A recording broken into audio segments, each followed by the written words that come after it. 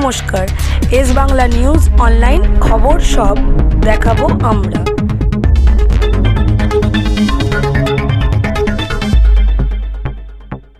Doctor Sharmila সরকার, গার্গী নাহা, সন্দীপ বসু, স্বরাজ ঘোষ, তারক কুণ্ডু, জাকির হোসেন, নীলা মুন্সি, বাপ্পাদিত্য ব্যানার্জি, অতনু নায়ক, সুভাষ মণ্ডল, শেখ মোহাম্মদ ইসমাইল, দেবু টুডু সহ উত্তম হাজারি, কল্পনা সাঁতরা, শোভা দে, তবরাক আলী মণ্ডল সহ আমি সকলকে আমার কৃতজ্ঞতা জানাচ্ছি, ধন্যবাদ জানাচ্ছি। বয়োজ্যেষ্ঠ যারা আছেন তাদের প্রণাম জানাচ্ছি। আজকে বৈশাখ মাসের চতুর্থ দিন, আপনাদের সকলকে নতুন বছরের শুভেচ্ছা। সৃষ্টিকর্তা সর্বশক্তিমানের কাছে প্রার্থনা এই নতুন বছর আপনাদের সকলের খুব ভালো কাটুক। আপনারা যে সংখ্যায় আজকে সবাই আমার মায়েরা, দিদিরা, তৃণমূল কংগ্রেস 2021 সালে তৃতীয়বার মমতা বন্দ্যোপাধ্যায় মুখ্যমন্ত্রী যখন হয়েছিলেন, আপনারা যে ভূমিকা পালন করেছিলেন, তৃতীয়বার মামাটি মানুষ সরকার প্রতিষ্ঠার ক্ষেত্রে দক্ষিণ 24 পরগনার সাথে সাথে সবথেকে বেশি অগ্রণী ভূমিকা যদি কোনো জেলা পালন করে থাকে, সেই জেলার নাম পূর্ব বর্ধমান। আমি আপনাদের কুর্নিশ জানাই, আমি প্রত্যেককে স্যালুট জানাই। একই ফল আমাদের 2024 সালে হয়েছিল। আমরা প্রত্যেকটা বিধানসভা থেকে আমাদের জয়ের ব্যবধান ছিল, আমরা এগিয়েছিলাম। যারা দীর্ঘদিন ধরে এখানে রয়েছেন, মমতা বন্দ্যোপাধ্যায়ের সরকার 2011 সালে তৈরি হওয়ার পর এই জামালপুর বিধানসভায় যে আমাদের সাফল্য সমূহ বা উন্নয়নের কর্মসূচি রয়ে পেয়েছেন, তার বিস্তারিত তালিকা আমি নিয়ে এসেছি। বিজেপির প্রার্থীরা যখন প্রচারে যাচ্ছে, আপনাদের কাছে ভোট চাইছে, আমি কিছু বলার আগে তাদের অনুরোধ করব যে রাজনীতি সবসময় কর্মের ভিত্তিতে হওয়া উচিত, ধর্মের ভিত্তিতে নয়। রাজনীতিতে সবথেকে গুরুত্বপূর্ণ ইস্যু হওয়া উচিত অন্ন, বস্ত্র, বাসস্থান, শিক্ষা, স্বাস্থ্য, কর্মসংস্থান। 12 বছর নরেন্দ্র মোদীর সরকার ক্ষমতায়, আর 15 বছর মমতা বন্দ্যোপাধ্যায়ের মামাটি মানুষের সরকার ক্ষমতায়। বিজেপির যত নেতা আছে এই পূর্ব বর্ধমান জেলায়, আমার চ্যালেঞ্জ থাকলো, একটা মাঠ ঠিক করুন, একটা মঞ্চ বাঁধুন, সময় আপনারা ঠিক করুন। 12 বছর মোদির রিপোর্ট কার্ড নিয়ে আপনারা আসবেন, 15 বছরের মমতা ব্যানার্জির রিপোর্ট কার্ড নিয়ে আমি যাব। তথ্য পরিসংখ্যানের নিরিখে লড়াই হবে। 10-0 গোল দিয়ে মাঠের বাইরে না করতে পারলে আমার নাম অভিষেক বন্দ্যোপাধ্যায় না। এখানে যে রাস্তাগুলো হয়েছে গত 5 বছরে, 7 বছরে, তারও খতিয়ান আমি আজকে নিয়ে এসেছি। পূর্ব বর্ধমান জেলার জামালপুর অন্যতম কৃষি প্রধান এলাকা। এখানে অনেক আলু চাষি ভাই, এখানে 2,68,00,000 টাকা ব্যয় করে জামালপুরের বেরু গ্রামের চক্ষনজাদি থেকে ভোলাগড় পর্যন্ত 5.5 কিলোমিটার রাস্তা, 1,20,00,000 টাকা ব্যয় করে চকগোপালে পিচ রাস্তা থেকে পাত্রপাড়া ভায়া মাঝিপাড়া হয়ে চকগোপাল প্রাইমারি স্কুল পর্যন্ত দীর্ঘ 2 কিলোমিটারের রাস্তা। এখানে 1,12,00,000 টাকা ব্যয় করে জামালপুর থানা থেকে হুসুনপুর মসজিদতলা হয়ে গোপাল ভান্ডারীর বাড়ি থেকে স্বাস্থ্যকেন্দ্র পর্যন্ত দীর্ঘ 3 কিলোমিটারের রাস্তা কে করেছে? মমতা বন্দ্যোপাধ্যায় সরকার করেছে। জামালপুর বিধানসভা এলাকায় 300টির বেশি ঠান্ডা পানীয় জলের আউটলেট করা হয়েছে পথ চলতি মানুষের, সেখানে যাতে কোনো অসুবিধা না হয়, ঠান্ডা জল পান। বিভিন্ন পঞ্চায়েত এলাকায় কমিউনিটি হল তৈরি করা হয়েছে। বিভিন্ন এলাকায় সোলার লাইট আর হাইমাস লাইট লাগানো হয়েছে। এবার আমি প্রার্থী পরিচিতিতে আসি। আমাদের এখানে তৃণমূল কংগ্রেস এমন একজনকে প্রার্থী করেছে, বহিরাগতদের তল্পি বাহক বা কৃতদাস বলা যেতে পারে। বিজেপি প্রার্থী যিনি হয়েছেন, জন্ম তার জৌগ্রামে হলেও আজকে আমাদের এখানে 100 কেজি আলু, 1 কুইন্টাল আলু সরকার কিনছে 950 টাকায়। কিছু জায়গায় আলু কৃষকদের টাকা বন্ধ হয়ে রয়েছে, আমাকে মেহমুদ্দা বলেছে। আমি গিয়েই এটা নিয়ে আজকেই যত দ্রুত সম্ভব মুখ্যমন্ত্রীকে জানাবো এবং এটা নিয়ে যাতে দ্রুত সমাধান হয়। আমরা নিশ্চিতভাবে অগ্রাধিকার দিয়ে দেখব। আমরা বরাবর কৃষক ভাইদের পাশে দাঁড়িয়েছি। আমাদের রাজ্য সরকার যেমন 30,000 কোটি টাকার প্রতি বছর কৃষক বাজেট পেশ করার কথা বলেছেন, আমি আপনাদের কথা দিতে পারি এই বছর যারা আলু চাষের সাথে যুক্ত, শীত ভালো পড়েছিল, চাষও ভালো হয়েছে। সাধারণত এক বিঘে জমিতে প্রায় 60 বস্তা 65 বস্তা আলু চাষ হয়, এবার সেটা বেড়ে 120-130 বস্তা হয়েছে, যার কারণে অনেকে অভাবী বিক্রি করেছেন।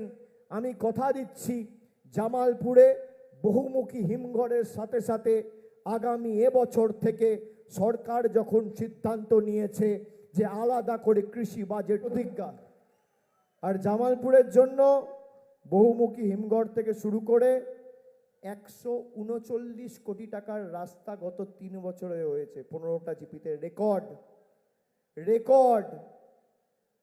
আপনি দেখাতে পারবেন না কোথাও হয়েছে, কোথাও যান দেখবেন 30 কোটি, 40 কোটি, 45 কোটি, একটা জিপিতে, তার মানে 10 কোটি টাকার রাস্তা। কাকে বলে? কেন্দ্র সরকারের কোনো সাহায্য সহযোগিতা ছাড়া।